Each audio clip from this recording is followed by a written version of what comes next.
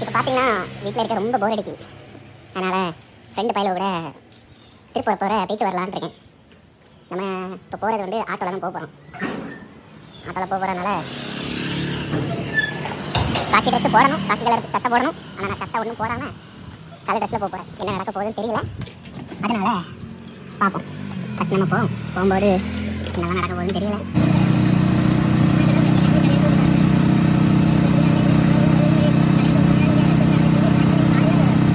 ஏ மச்சி, கரெக்டா திருப்புறவுல கொண்டு போய் சேர்த்துருவியா? கிட்ட வந்தாச்சுல போகும்.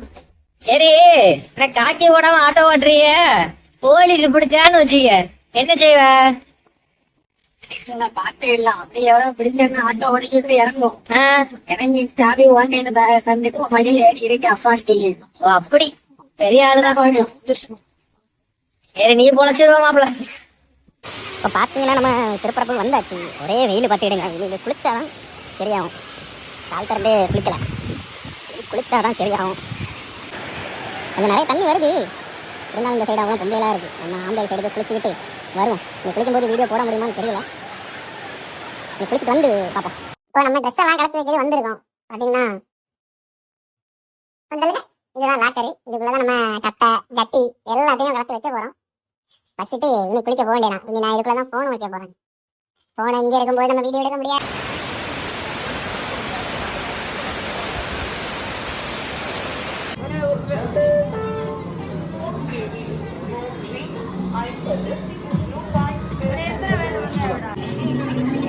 இப்போ பார்த்தீங்கன்னா பச்சி கடையில் வந்து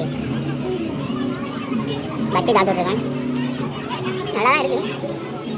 நல்லா தான் இருக்குது. நல்லா இருக்கு. நல்லா குளிச்சாச்சு, மண்டையும் காஞ்சாச்சு. கொஞ்சம் தலைவலியா இருக்கு.